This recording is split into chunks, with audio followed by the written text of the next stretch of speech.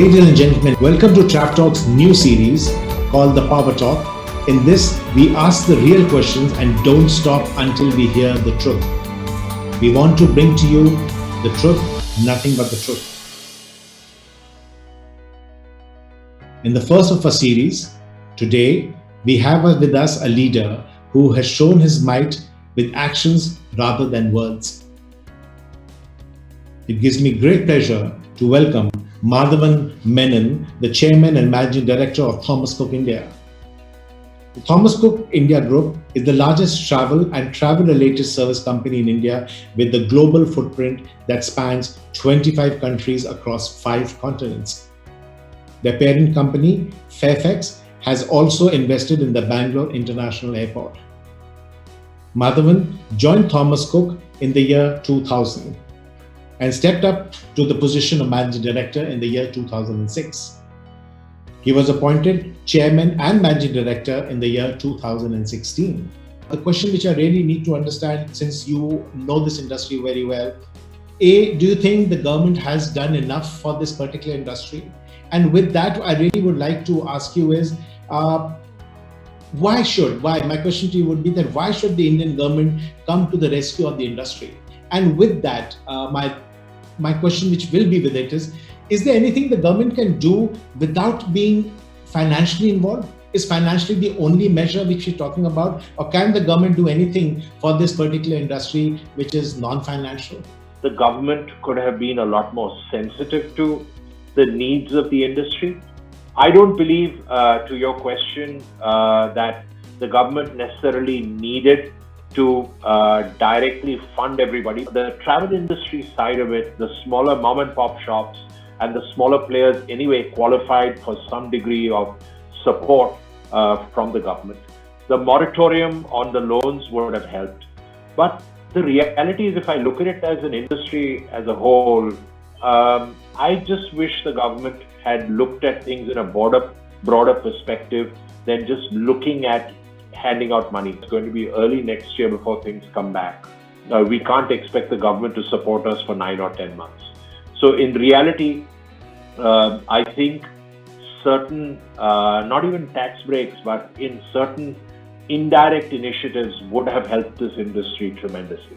Are there anything which you think the government can now do in terms of non-financial and still encourage the industry to get back on its own feet? It's got to be through indirect taxes, things like waiving TCS, doing all these various budgetary requirements that were placed over the last 2 years. The reality is that it's all these small things. I mean, TCS in reality adds 5% to the cost of a traveler, which he then has to go back and claim a refund. But the reality is it takes a year, if not more, for the traveler to recover the money.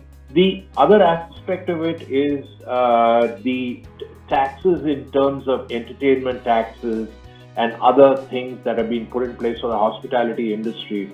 I think the government could have very easily looked at this in some form of at least reducing it. Point very well taken. I understand that the government, I agree with you, can do a few things. What's your feeling about the associations and especially about faith and all that? Do you think that they did their job correctly and which way did they go or did they go wrong? The point I want to make is that I can see that multiple organizations are talking to the government, faith included. I only wish all of them would have talked to the government together. And while I'm not privy to all the conversations that are actually taking place, but I would believe that a concentrated or an amalgamated entity would have put out all the requirements, would have made a lot of difference. Green shoots that are beginning to appear, and the slow recovery, but it's happening. If things continue the way they are, as we witnessed over the last couple of days, hopefully tourists will start coming back to India in the new year. Now, if that is the case, I think all the associations now need to focus on how to restart the business. And that's where we will all need help. Associations should focus on the recovery period. How is it going to kickstart the recovery period and how are we going to finance it? But do you think that the associations have done enough for their members, or you think they should have done more? The reality is nobody was very clear right from the beginning as to what to do or what not to do. None of us even anticipated how long this would run. It's now turning out to be much bigger. I think Faith has done a good job. My expectation is that they've covered almost everything that could have been done. And the focus obviously in Faith has been on the inbound business coming in, rightfully so. But one must recognize that there are lots of travel agents who actually support air travel, hotel bookings, and overseas travel. And I think that's where they have got left out. What do you think will be the largest company, where do you think so, which is the first one which will get promoted? Do you really think that domestic would be the answer to begin with and test that uncharted waters, as you mentioned first? Or do you think outbound would be an answer? Which is the way this industry will go? I personally believe domestic is going to be the first one that's going to kickstart. We're already beginning to see it. It'll be the starting point, but that's not the necessarily the end of the story. I think as the world watches domestic travel pick up significantly in India, they will have the confidence to travel to India. What about the other smaller organizations? Where do they go? Or you think that they should drop everything and get into domestic and then hope that they can earn something and that will help them with the outbound, or that will help them with the inbound? Adaptability is a part of our DNA in India. Trust me, each and every travel agent will adapt, is adapting already. I can see small travel agents approaching us to book holidays for them, asking us if we can help them by providing them with packages.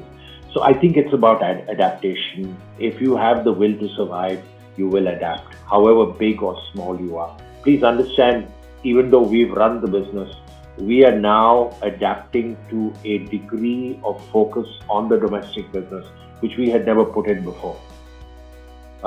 We are moving in that direction because we recognize that while overseas cross-border travel is still some time away, maybe 4 months, 5 months, 6 months away, because of both the COVID as well as the seasonal factors, it is domestic that will hold this industry up initially. Moving on, I would really like to move to my next question, would be still on the global parameter. We have heard everybody, the world speaks about this new word, which is the new normal. What is the new normal? The new normal to me is abnormal and uncertainty, if I may use two specific words. Nobody knows where this world is going. I actually believe that we are going to live through uncertain times for many years to come. Now, my hypothesis here is we've lived in uncertain times in India since independence in one form or the other, but we still made amends and worked our way around it. So very honestly, be it uncertainty, I believe that the traveler who's now believes that he needs to travel for recreation, he needs to travel for a holiday, he needs to travel for R&R, wants to do it. Lastly, the revenge factor. I mean, we talk to customers every day, Sanjeev, and the one common thing that I hear other than assurance of safety is, I want to get out of where I am. What I really want to ask you over here is, before this pandemic broke out, the OTAs, the online travel agents and all that, had a huge competition with the brick and mortar. Things were very different at that stage. Do you think they will change now? I believe the structure of the industry is not going to change dramatically. There is place for the OTAs who sell individual components. There is place for the tour operator who sells packages. There is place for the travel agent who sells bits and pieces of this thing. So I don't think that is going to change. For me, what is actually going to change is customer behavior. Customer is now, we talked about uncertainty. The customer is going to look for brands that he or she can trust. The customer is going to look for hygiene and therefore wants to go to a place where his or her security, at least to the extent of health and hygiene, is protected. The third important point is no longer can we take a customer for granted. What COVID has done, besides everything else, is made a customer far more aware, and therefore we need to ensure that we provide each of these aspects. Now, if I bring that back to my initial point about OTAs and tour operators and travel agents, each of these groups of people will find or are already. So look at Thomas Cook SOTC. We've put out the Assured program in collaboration with Apollo Clinics. Now, it was not just a PR stint, but as we talk, we have sent groups, teams to Goa, to the Maldives, to Dubai, and to a couple of hill stations to talk to the vendors and ensure that they live by what we have guaranteed them. We have also taken out an insurance policy so that in case, for any reason, you do contract COVID, you're covered. But the most important aspect of this is that we expect that the traveler will also be responsible. So, masks, all these things are the new realities that come about this whole uncertainty. I believe that the industry structure will not change dramatically. The OTAs will compete with the tour operators and the travel agents, and vice versa. And we've lived together for many years, so I think that is it. So the pandemic doesn't change anything. It's business as usual after we find the vaccine. Will my package tours or my travel would be the normal pricing as it was before the COVID, or will that change? I believe that prices are not going to change dramatically. And that's my view, because as an industry, the airline industry, all of us are responsible for inducing demand. So over the next year, 12 months at least, I don't see airfares going up dramatically. Would your customer be of a new bracket? Would it be the Z or the Zen or a different profile completely? Has any study being done on that? Are you doing anything, or anybody in the industry looking at the new customer now? Tourists who come to India don't come for the beaches. They come for history. They come for culture. I don't think that has changed. We will continue to attract tourists of that kind. I actually believe that the age profile may come down a little, and younger people will see India. I'm not saying I'm not talking of the backpackers and the others, but I'm still talking of the 40s, people in that age bracket who actually will visit India. What is going to happen now? Would the organizations like yours and the small organizations where they have taught the people to go and work from home, will that change, or will this continue further? I think work from home will continue in some form, but I don't think it's going to dramatically change the way we work. I don't believe, yes, organizations are going to be far more adaptable, but the reality is we are human beings. We need human interaction. As you said right at the beginning, I wish we could have been face to face to conduct this interview. Now, coming on to a few questions which I really want to ask you about your organization, especially with Thomas Cook. I know I said in the beginning, difficult as it is. I don't envy you, especially when you wear a crown at this moment. But my point to you is, you have been able to keep the company together. What is that magic which you're doing at the moment to motivate your teams to keep talking about it and discuss and go further? Because I think that's one element which is lacking with a lot of travel agencies and hotels. They just don't know, and they show their despair. You have shown the confidence, but most of them show the despair and they don't know what to do, and the staff gets demotivated. So my point to you now is, what's that magic? Where is it coming from, and what should people be doing to really motivate, and how are you doing it? We focused on restructuring the organization to meet this situation. We didn't know how long it was going to take. All we knew was that we had some downtime, and how do we use it optimally. So what we did was we embarked on a whole lot of technology projects to transform ourselves from just being a bricks and mortar entity in all our three companies, and try to transform ourselves into a far more technology-driven entity. Don't get me wrong, we were not trying to be an OTA, but we clearly recognized that using technology, we could improve our productivity, we could improve the sort of service we gave our customer. Here is something which I also want to ask you is, I know you've used technology a lot. You used your tour managers in teaching them about new destinations and all that. A lot of hotels do tell me that now the time has come where one job, there's not going to be people for one job and one person, but they're going to get into what I call as multitasking. That if they're checking in today in the morning, in the afternoon they could be doing something else, in the evening. What about about travel agencies like yourselves? Would multitasking become a part of it now going forward? Multitasking is a way of life. The reality is everybody from me to the last person in the organization, we all are multitasking in this environment. You understand tourism, you eat, breathe, sleep, think about tourism all the time. What would be the next big invention that you'd like to do or see in the travel space? If I look at the travel industry, the reality is that all of us are bundlers of services rather than manufacturers of destinations or this thing. We only sell an experience by bundling services together. What I would like to see is to make it far more seamless. And from a customer perspective, in reality, the customer who deals with us going forward, and I hope we achieve this, will be able to identify the experience he or she wants, choose the brand that they trust and that they will go to, and get the holiday that they want. I've been in this industry for 20 years, be it in foreign exchange, be it in travel, and people want assurance. I believe human touch is an absolute necessity, but if we align it with technology, it will meet the customer requirements far greater than it does today. I'm pushing you. Let's ask you, if you were the Prime Minister for a day, no disrespect to Mr. Modi, but what would you do to change the face of Indian tourism? What would I do is I would rationalize taxes across air travel, across hospitality, across all these other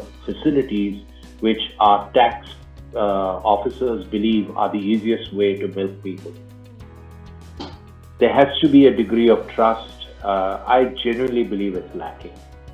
Why would you have TCS? Because you don't trust a guy. There are 100 other ways to keep a check on a traveler.